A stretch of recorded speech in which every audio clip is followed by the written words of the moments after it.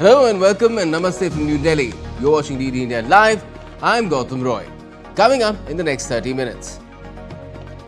India slams Pakistan's Army Chief Asim Munir for his reported remarks in the US. Ministry of External Affairs says nuclear saber rattling is Pakistan's stock in trade. The upcoming Putin-Trump summit in Alaska sparks fear among EU leaders of a one-sided land swap. Zelensky says concessions will not make Russia end war. And Israeli Defense Forces killed 6 in Gaza, including 5 Al Jazeera journalists, while accusing them of posing as scribes while working for the Hamas.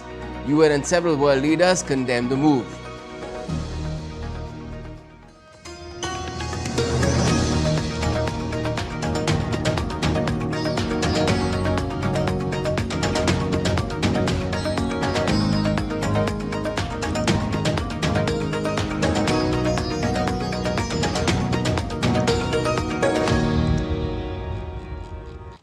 Well, India has responded strongly to remarks made reportedly by Pakistan's Army Chief Asim Munir during a visit to the United States. In a statement, the Ministry of External Affairs has said, and I quote, "Our attention has been drawn to remarks reportedly made by the Pakistani Chief of Army Staff while on a visit to the United States. Nuclear saber rattling is Pakistan's stock in trade. The international community can draw its own conclusions on the irresponsibility inherent in such remarks, which also reinforce the well-held doubts about the integrity of nuclear command and control in the state where the military is hand in glove with terrorist groups. It is also regrettable that these remarks should have been made from the soil of a friendly third country. India has already made it clear that it will not give in to nuclear blackmail. We will continue to take all steps necessary to safeguard our national security." End quote.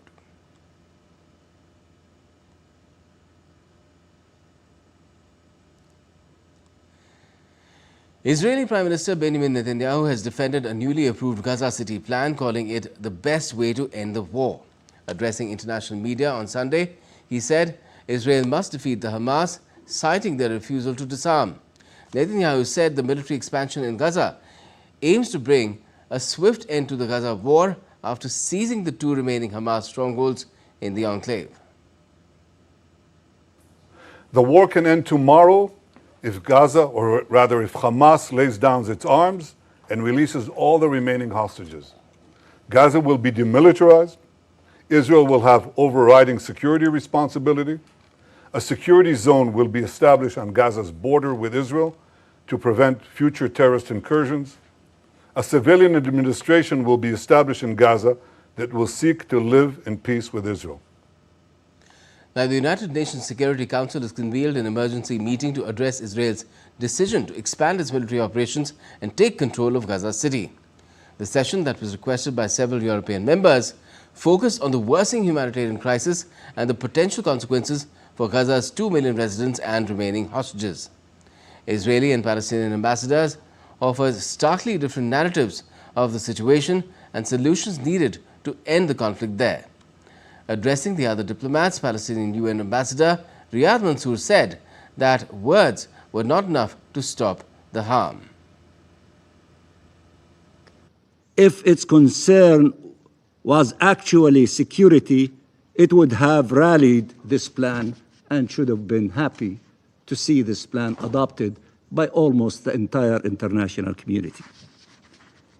Israel is seeking to cement its full military control over the Gaza Strip and is prolonging this war not to end Hamas rule or to disarm it, but to prevent independent Palestinian statehood. Whereas Israeli Ambassador Jonathan Miller countered the characterization of Israel as the aggressor, noting that their objective was to liberate Gaza from a brutal terror regime. I wish to reiterate the principles, the 5 clear principles that the Israeli Security Cabinet adopted for concluding the war. 1, the disarming of Hamas. 2, the return of all our hostages, both living and deceased. 3, the demilitarization of the Gaza Strip. 4, Israeli security control in the Gaza Strip. 5, the establishment of a non-Israeli peaceful civil administration governed neither by Hamas nor the Palestinian Authority. Now, the United States, a veto-wielding permanent member of the Security Council, accused those nations who supported Sunday's meeting of actively prolonging the war by spreading lies about Israel. The most recent round of negotiations collapsed because Hamas drew encouragement from efforts to target Israel with libels and lies. The ill-conceived and performative two-state solution conference and unilateral announcements regarding recognition of a Palestinian state. The government of Israel did not make its decision to advance its military campaign in a vacuum, but after months of Hamas's intransigence. Hamas refuses to accept a ceasefire and continues to torture the hostages. And in the middle of all this, Australia has announced that it will recognize the Palestinian state at the UN General Assembly in September. Prime Minister Anthony Albanese has made this announcement. He added that he had received assurances from the Palestinian Authority that there would be no rule for the terrorists such as the Hamas in any future Palestinian state. Several countries, including France, Britain and Canada, have announced plans to recognize statehood for Palestinians since Israel launched a bombardment of Gaza nearly 2 years ago in response to the Hamas attack. Albanese said Australia will work with the international community to seize this moment. Today I can confirm that at the 80th session of the United Nations General Assembly in September, Australia will recognise the state of Palestine.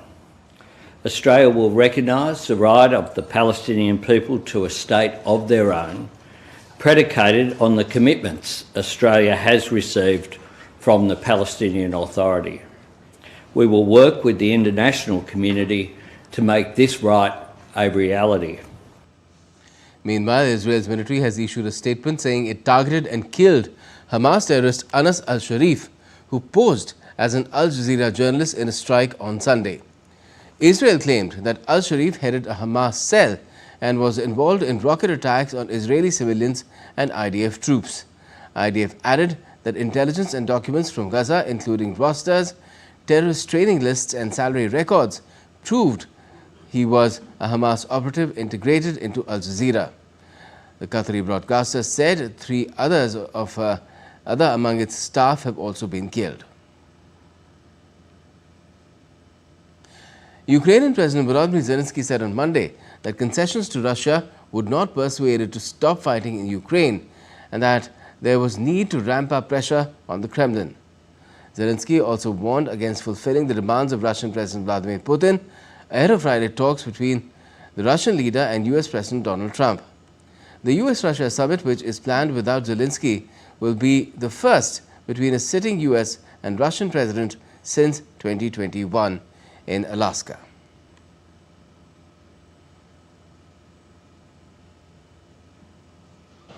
Now, the head of the EU diplomatic service, Kaja Kallas, has called a meeting of EU foreign ministers to discuss the upcoming Russia-US summit on Ukraine.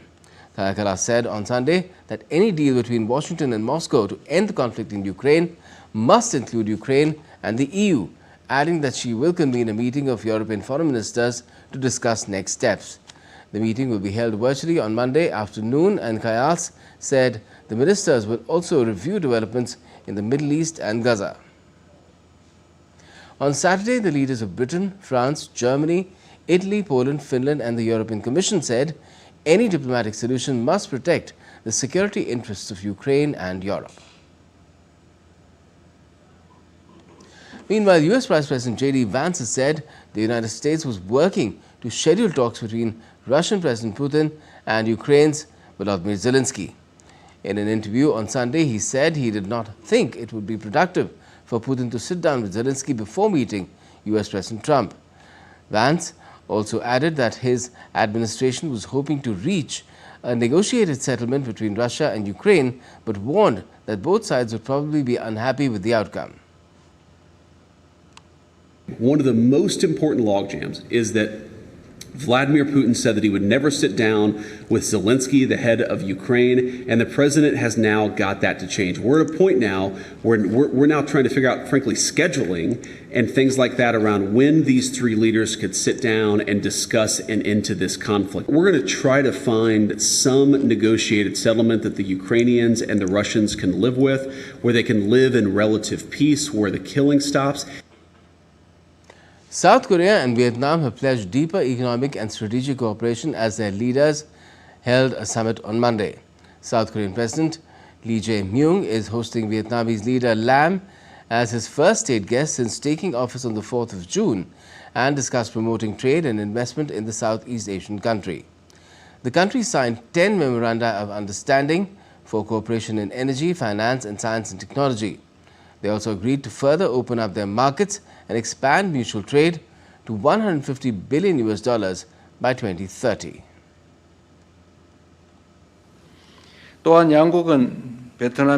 Our countries agreed that about 10,000 Korean companies operating in Vietnam contribute to Vietnam's economic development and mutually beneficial cooperation between the two countries. I asked for a continued interest in the stable economic activities of our companies in Vietnam. The two countries will continue to open their markets to each other and work together to achieve bilateral trade of $150 billion by 2030.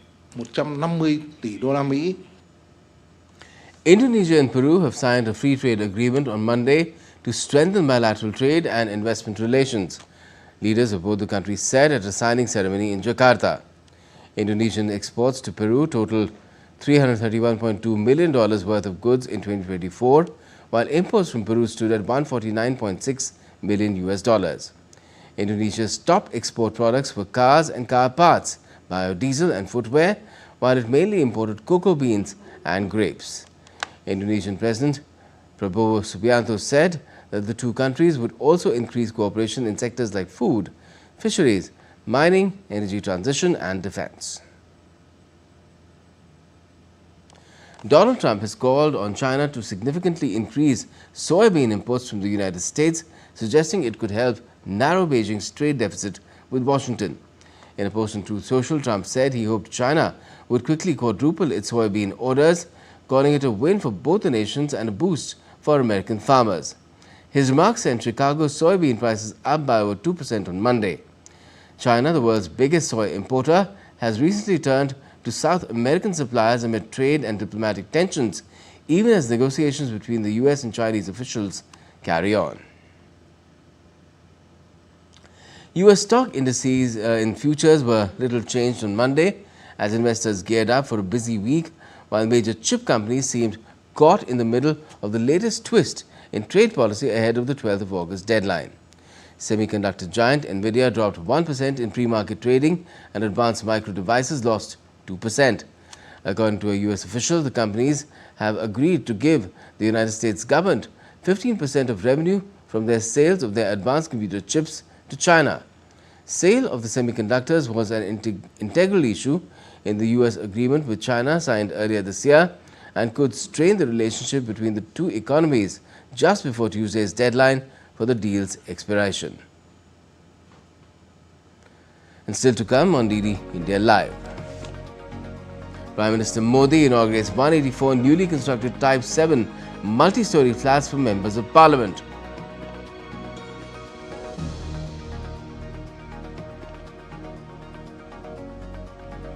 And India's lower house passes 3 important bills amidst ruckus in Parliament.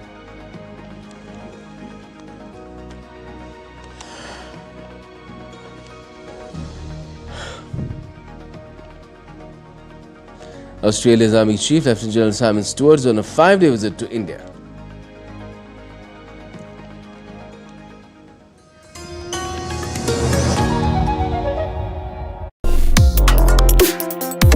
Complex issues, hidden agendas, twists and turns, strategic games.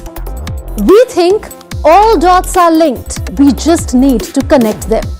Join me every week as I connect the dots to unravel hidden designs in statecraft, mysteries, and decode issues that matter to you.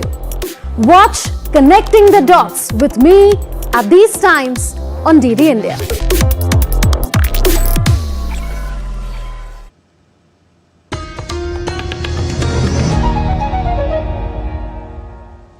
Welcome back. You're watching DD India Live. I'm Gautam Roy. Now, Prime Minister Narendra Modi has inaugurated 184 newly constructed Type 7 multi-story flats for members of Parliament at Baba Khadak Singh Marg in New Delhi on Monday. The PM planted a sindoor sapling at the residential premises as well. He interacted with Shramjeevis or construction workers on the occasion too. Addressing the event, Prime Minister Modi said that naming the towers after India's major rivers reflects their life-giving and unifying significance, promoting national unity despite potential political misinterpretations. ये जो 4 towers हैं, उनके नाम भी बहुत सुंदर है। कृष्णा, गोदावरी, कोसी, हुगली, भारत की 4 महान नदियां जो करोड़ों जनों को जीवन देती हैं, अब उनकी प्रेरणा से हमारे जनप्रतिनिधियों के जीवन में भी आनंद की नई धारा बहेगी। कुछ लोगों को परेशानी भी होगी। कोसी नदी देख रखा है नाम, तो उनको कोसी नदी नहीं दिखेगी, उनको बिहार का चुनाव नजर आएगा। तो ऐसे छोटे मन के लोग जो होते हैं, उनकी परेशानियों के बीच भी मैं जरूर कहूंगा कि नदियों के नामों की परंपरा देश की एकता के सूत्र में हमें बांधती है। Further, the PM said that gathering of MPs from across the country here will reflect the spirit of unity and Ek Bharat, Shresth Bharat. यहां देश के अलग अलग राज्यों और क्षेत्रों के सांसद एक साथ रहेंगे। आपकी उपस्थिति यहां एक भारत श्रेष्ठ भारत का प्रतीक बनेगी। इसलिए अगर इस परिसर में हर प्रांत के पर्व त्योहारों का समय समय पर सामूहिक आयोजन होगा, तो इस परिसर को 4 चांद लग जाएंगे। आप अपने क्षेत्र की जनता को भी बुलाकर इन कार्यक्रमों में उनकी भागीदारी करवा सकते हैं। आप अपने अपने प्रांतों की भाषा के कुछ शब्द भी एक दूसरे को सिखाने का प्रयास कर सकते हैं।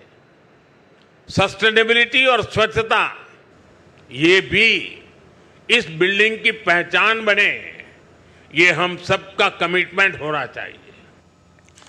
Let's get your updates now from the ongoing monsoon session of the Indian Parliament. Well, the Lok Sabha or the lower house passed 3 important bills amidst uproar in Parliament by the opposition parties on voters' registration issue.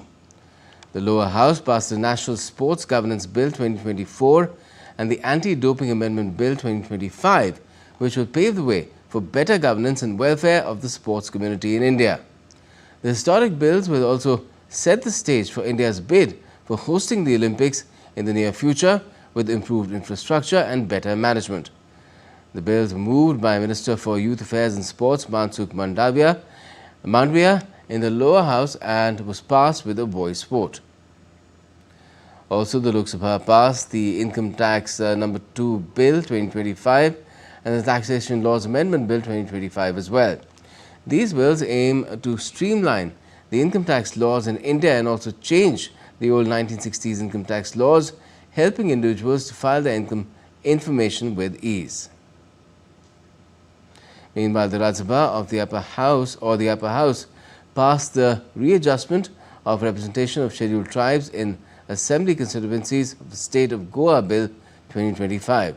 This bill was earlier passed by the Lok Sabha.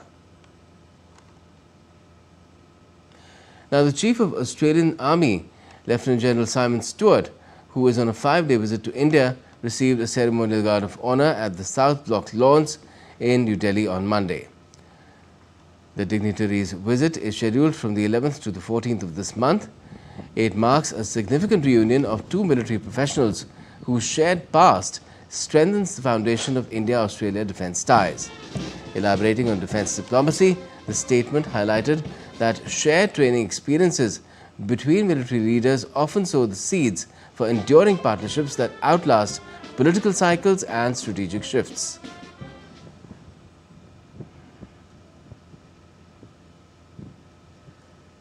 India's Supreme Court has issued strict directives to free Delhi NCR from stray dogs, citing public safety and the risk of rabies.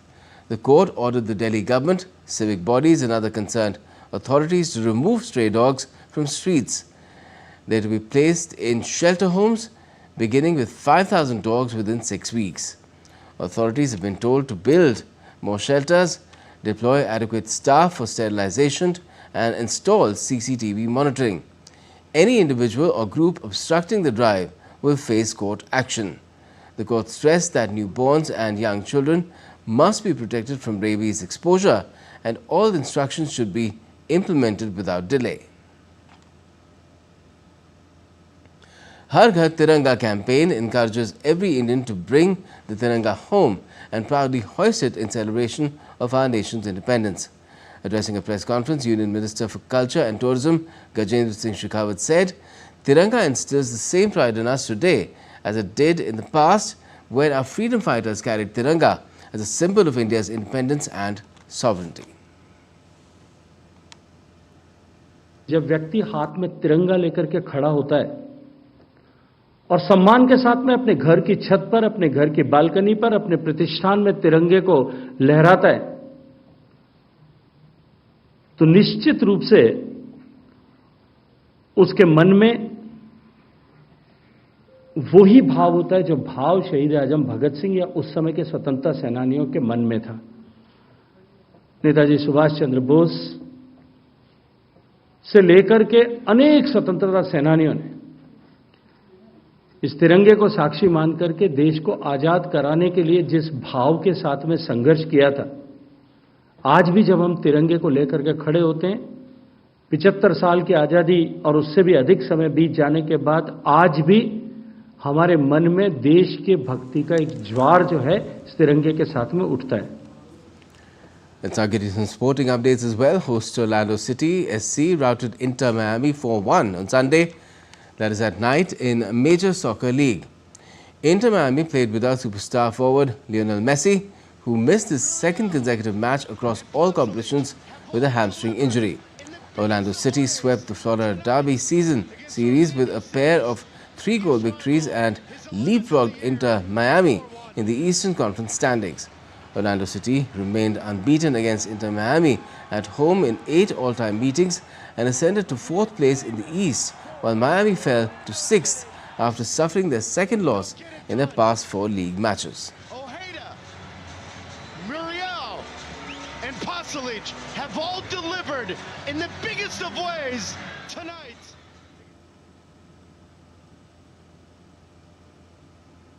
In tennis, top seeds Carlo Alcaraz, Alexander Zverev booked their places in the 3rd round of the Cincinnati Open. Alcaraz, playing his first tournament since losing to Jannik Sinner in the Wimbledon final, fought through a second-set slump to post a 6-1, 2-6, 6-3 victory over Damir Zumhur in his opening match on Sunday. 3rd seed Alexander Zverev found things more straightforward, winning 6-3, 6-3 against US wildcard Nishesh Basavreddy in the night session. Zverev needed just 66 minutes to get past Basavreddy, a 20-year-old ranked 109th in the world. In the women's singles, Wimbledon winner Iga Swiatek, French Open champion Coco Gauff and Jessica Pegula booked their places into the 4th round. Swiatek advanced to the 4th round as upcoming opponent Marta Kostyuk was forced to withdraw. Meanwhile, French Open champion Coco Gauff battled through a tough first set to beat China's Wang Xinyu 6-3, 6-2 in the 2nd round. Gauff, who lifted the trophy in Cincinnati in 2023 and went on to claim her first Grand Slam title at the US Open later that year, had to grind her way through the first set. Now that's all we have for the moment in this edition of DD India Live, but let us know your thoughts on the news of the day.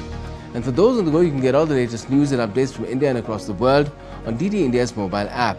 It's available on both Android and iOS. Just scan the QR code on the screen and download the app now. And we'll be back with more news as it breaks here on DD India. I'm Gautam Roy, and from all of us here in Delhi, thanks for watching DD India Live.